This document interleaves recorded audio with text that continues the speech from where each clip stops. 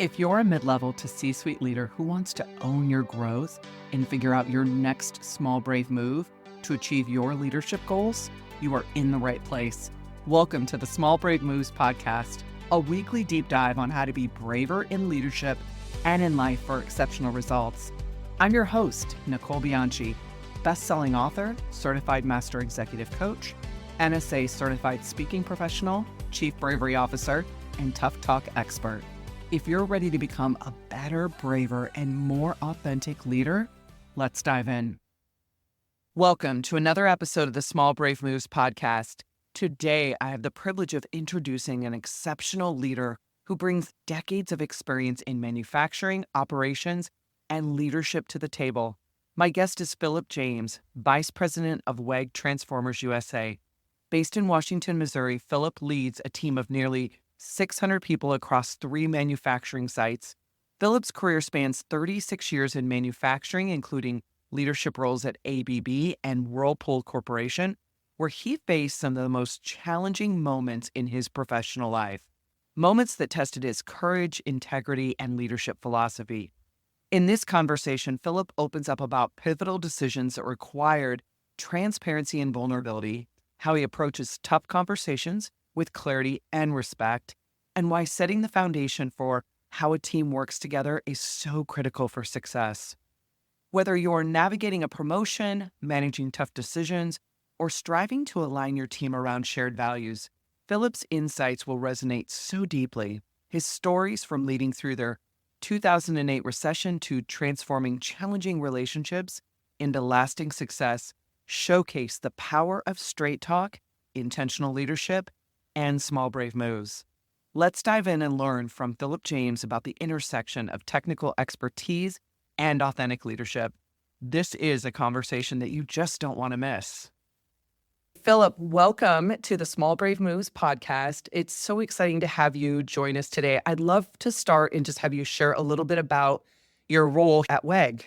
Okay. My name is Phillip James. So I'm the Vice President of WEG Transformers USA, and we're in the energy business. And so a lot of people ask me, hey, what is a transformer? When I say we make transformers, what do we do? And so we help get power from point A to point B across the grid all throughout North America. We're into working with your local utilities. We're active in solar applications, wind applications, battery storage, you name it. Anything to do with energy, that's what we do. So here in Washington, Missouri, we have 3 factories, and we're almost 600 people in the organization now. So all of our sales team, engineering team, information services, manufacturing, everything that goes along with that is all based here in Washington. And I have the fortunate job right now to lead this organization here. It's a great place to work. So what I appreciate most about you is you bring such a level of technical expertise, but also leadership to growing this organization. And you're very intentional about the leadership moves you make. So when I think about that, I want you to think about what's the most challenging leadership decision you've made that's required courage and vulnerability, and how did this influence your growth as a leader? Well, that one is pretty easy for me to answer because there's one, I think when you go through your career, you have very few what you call watershed moments. In 2008, I had one. At the time, I was working for a company in a different industry. And if you think back to 2008, the United States was just about to drop off into a major recession, the greatest one since the Great Depression.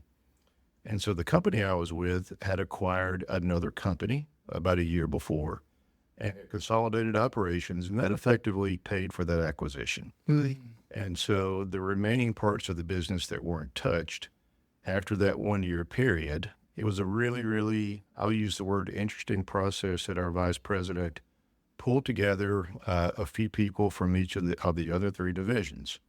And so at the time I was director of operations of a just over 1,000 person business, reporting to our vice president, who was also on site at the business. And so our executive vice president of North America pulled several of us together and said, ladies and gentlemen, you've got 3 months. And this was early 2008. And he said, we all know we have too much capacity in our business after this acquisition. And he said, you've got 90 days. And he said, I'm going to have a meeting out there that following week after 90 days, and I need each of you to come and recommend which one of your businesses to close. Wow. And so we're all sitting in a room because there were, again, 3 different divisions of people. And I can't remember who it was, and someone asked the question, said, you mean you want us to stand up in front of you in 90 days, and we might recommend to close our own business? And he said, that's the task. Wow. And so that meeting took place late June 2008. And we went through a very, very extensive due diligence process, numerically and also non-quantitative as well. And I have to say, at the end of that process, myself and our vice president recommended to close the business we were in. And that's a hard decision to make. Yeah. But here's the mood, though, that came out of that really shaped me. So this was June 2008, and we were to communicate this to our workforce sometime during the month of July. And our corporate team did not want us to go through with that full communication. They wanted us to say there was still a chance. They wanted us to say possibility. They didn't want to come completely cleaned. And our workforce there knew that we were very open with our communications, knew that the evaluation was taking place. Yeah. And so our corporate team said, well, we'd like to see the material that you're going to show. And so my VP and I worked through that presentation, and we finished the meeting with our corporate team the day before we were going to stand in front of our workforce the following day. And he looked at me and said, Phillip, what do you think about this? And I said, I can't do it. He said, what can you not do? I said, I can't stand up there and not tell the whole story. Because I told him at the end of the day, I'm going to be left with 2 things, my character and my integrity. And I said, when the dust settles at the end of the day, if we actually close, I said, you and I are going to look a lot of people in the eyes. And so I'll tell you, Nicole, so the next day we stood up, gave the presentation, but as part of that, we said, ladies and gentlemen, here's where we're at. Yeah. This is it. Yep. And now looking back on that, that was July 2008. Well, the first stock market crash hit September 2008, less than 60 days later. Number 2 happened in early October. And when the second one happened, it was over with. It was done. And actually, the closure got pulled up by 8 months. Wow. So here we were then. And so if you fast forward through all of that, at the end of that process, there was one day we laid off a lot of people in that one particular day. And I can't tell you how many people said, I don't like the outcome. I don't like where we're at. I don't like really anything about this. Yeah. But they said, I appreciate your honesty. Yeah. I appreciate your communication. Yep. I appreciate the openness. And they said, you could tell you guys never wavered from the real message. Then after I joined the industry I'm in now, the local newspaper there wrote an article and someone sent it to me. And this was a little bit after the full closure had taken place. And even the newspaper article said, we may never have liked the decisions they made. We may never have understood the decisions they made. But they said, anytime we asked the local executives questions, they were there. They gave us answers. And it was always very open and frank. So that event in my life really shaped the way, it just reinforced the way I communicate. Yeah. And sometimes you just have to trust people. Yeah. And you have to say, they know what they're talking about. And they can also handle a message. Yeah. And so that was a big event for me. It's so interesting what you're saying, because in Small Brave Moves, we talk about in the first chapter about showing up as your most authentic self, right? And being really clear on what your leadership philosophy is, and then living that every single day. And that was a pivotal moment where it was probably tested for you, right? And I won't say most, It's a moment where we can make a choice, right? And Absolutely. and the choice is to cave and go with what's being recommended, which so many times people do, or it's a choice to stand up and do what's right. And leading with the transparency and the communication. I'll tell you, I've read a lot of news articles after plant closures, and not very often do they pay compliments to how it's done in the executive team. I clearly remember telling my boss, what am I going to do? Lose my job or shut the factory down? What's going to happen anyway? Yeah. You know? Yeah. So what? Let's just be real here. Yeah. And it turned out to be one of the best decisions we ever made in a really, really difficult situation. Yeah. And when we live our leadership philosophy, we truly live it. It becomes our compass, right? And how we're going to lead and how we're going to execute on problem solving and decision making. And it becomes a core part. And then people know how you're going to show up with it consistently, right? Right. I love that. That's such a great story. I want you to think about, so we talk a lot about small, brave moves and tough conversations and turning tough talks into brave conversations. So think about a time that you had to facilitate a particularly tough conversation with a team or a colleague, and think about how you approached it. We'd love to learn from you how you did that. Well, there's, if you've been in any type of leadership position in business, you have, unfortunately, at times there's too many of those, but I'll give you one that really stands out though. And it stands out because this person was a friend of mine. And he worked in my department. And we used to be peers.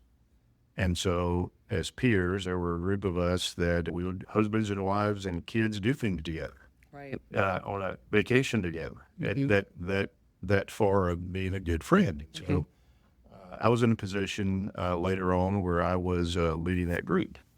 And first of all, this gentleman was very smart, very intelligent, actually very good in the factory, also explaining those technicalities to our workforce.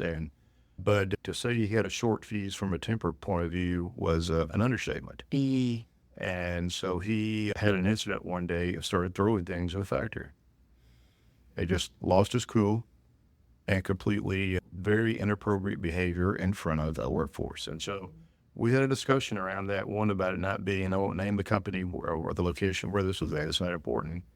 I just said, so I sat down with him and framed it in terms of our company values, our company expectations, and also my expectations. Yeah. Because we knew each other. It wasn't like we just started working together. So we had that discussion. Things got a little bit better for a period of time. And then I would just say a few months later, it happened again. And when it happened again, this was in the factory in front of other employees. And I just remember, so at that point, we carried an extra step farther from an HR point of view with documentation. Sure. But the same type of conversation around, these are our company values and everything. Yeah. This is how we do business. And that's not appropriate in a business. It wasn't Phillip James's opinion. Right. It was, I always try to frame those conversations in terms of what's the real issue here? And the real issue is you aren't living up to what the company expects. Right. You're not at your best. You're not at your best. And I think we can both acknowledge that. Yeah. And it happened a third time a few months later. Wow. And so when you think about how do you have those tough conversations, I just remember telling this individual then, I said, we talked about this a couple of times. We'd offered external help, various things. Right. As well, too. And I was kind of at the end of my rope. I didn't know what else Nicole left me do here other than we're about to have a really, really difficult conversation. We're at that point. We're at step 5. Okay, right. Then moving on. Of the 5 tough topics. Yeah. That's where we're at. So let's pause for a minute. Okay. 3 things, and then I'm going to have you finish the story. 3 things that are coming up for me. 1, moving from a peer to now the leader is one of the most difficult leadership transitions. Thought leaders have written books on this being the toughest, right? So you move from that to that. That's challenge number 1. Challenge number 2, which I really appreciate, is you're not just focused on the what, right? We're delivering the strategy, the goals, and objectives, but the how is just as important as the what. Because it's not uncommon to look out and go, people will overlook bad behavior if they're delivering the results that they needed, or they're too scared to have the conversation because it might impact the results. But you need both. So I appreciate you valuing both in that. And then the third one is you did the steps, right, leading up to the what's going on, the being better. And now, what we can control is how we show up. We can't control whether they do something or they don't do something with this. And so here's he chose to do nothing. And so what happened next? What happened next? I'll say we got between step 4 and 5. So we're in there are the 5 tough talks. That's where we were at. Yeah. I didn't have much left to say by that point, but here's what I said. I said to this individual, I've done everything that I know to do. I said, let's acknowledge that we've tried, we've offered, well, this isn't acceptable behavior. And I said, and I'll never will forget this because I can remember sitting in the room giving a conversation. And I said, if you back me into a corner one more time, I have no way out. Yeah. I said, don't put me in a corner one more time. Oh. And I said, I'm giving you this right now. Mm-hmm. I said, it's completely up to you what you do with it. Yeah. And I can tell you that person returned to the company. Wow. And I really don't know why it took getting to that point. Yeah. But later on, he told me, he said, Phillip, whatever you said that day in that final conversation, he told me, you should have fired me. Yeah. I said, I didn't want to. Yeah. I said, but you had me at that position. Yeah. I'm a fairly direct, common sense type person. Yeah. And so I said, that's what I thought might resonate with you. Yeah. And I said, I'm glad you did. Because from that day forward, it never happened again. And it was already, again, very intelligent, very contributor. Sure. All the results were good. And so I can't say a very difficult conversation, but the outcome was good, even though we got so close to being at number 5. In such a great example of straight talk in action, which is one of the chapters we talk about in Small Brave Moves, which is how do we deliver a very clear and concise message in a brave way, which is straight talk, right? And letting people know where they stand, not hiding around the bush, not trying to add other things into it so they can hear the message. And it sounded like that was the point where it worked, and maybe he needed that jarring. It's so interesting that he got so far down that path and was yet able to come back from it, because that's an uncommon story I hear also. I don't hear that one very often where they're able to move back from that. It's one of the less than 2 or 3 I can ever mention like that. Nicole, I completely agree. Usually when they get to that point, it's over with. I'm glad it worked out for this individual. Yeah. We still keep in touch to this day. Yeah. I think it's a testament to your approach, your series of conversations, even leading up to it, and then that one to make that decision, because you could have made the decision to say, I'm done. Oh, absolutely. I'm going to move on, right? And you gave it one last chance, which is so interesting. I love it. So for those leaders that are out there listening, and I know there's so many that have been in that peer position and been promoted to now the leader of that group and are nervous about having these kind of conversations, what's one piece of advice you would give them in their leadership journey? For me, looking back at that time, and I'm also going through this right now, but even in my current role, I've received a promotion recently, and then also this, you're at our business this week, and we're going through leadership with empathy, and how we do that. I would look back though, if someone was younger and they were promoted, say, from a peer to a leadership position, and I'll say this, Nicole, I'm not saying this to promote step number 1 or 2, but here's how it would work. It's critical. Yeah. In those 5 tough talks, you put a lot of thoughts around. If you get 1 through 3 right, you don't do too many of 4 and 5. Yep. They're going to happen. Yeah. But you do a lot fewer. Yeah. But if you don't do number 1, 2, and 3 properly, particularly 1 and 2, you're going to have a lot more number 4, number 5 conversations. Yeah. And I look back at that, and the first time I was promoted to a manager in my career. And I had no idea about here's how we work conversation or how that worked. Yeah. But I remember we spent a day as a team about 2 weeks after I was promoted, and I had team members that were old enough to be my father Yeah. on the team Mm-hmm. to true same age peers, you name it. And we had here's how we're going to organize and work together as a team. And and I think that made a big, big difference because they knew I wasn't doing it because this is just the way Philip wanted it done. And we sat down and collaborated. We talked about here's how we're going to work together. And I acknowledged them. I said, guys and ladies, this isn't the first shot for me. I'm the first time a manager in my career. I'm going to make some mistakes. Yep, that's a little bit. I mean, I think you have to be a bit vulnerable too. Yes. You have to acknowledge that up front. Yeah. But also say, I use this analogy a lot because I'm a big football fan. Mm-hmm. You don't let the football game take place and let the football field striped off. The football field has stripes on it for a reason. Mm-hmm. And the way we work in business also has to have definition. Mm-hmm. And so I think it's important to do that up front, but at the same time acknowledge that, hey, I might make some mistakes in this new role.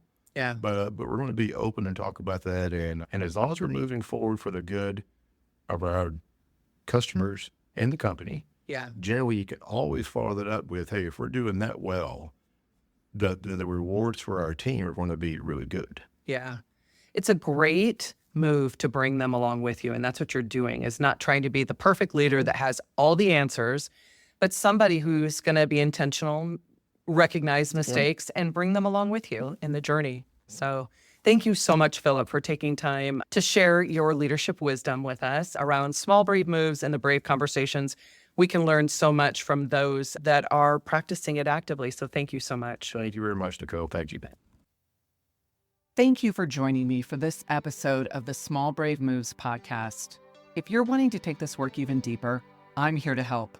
From engaging in inspirational keynote speeches to transformational coaching and workshops for leaders and teams, page-turning books, online courses, and enlightening leadership development retreats.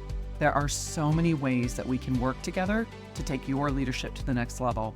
For more information, check out the show notes, and let's do this together, one small brave move at a time. See you next week.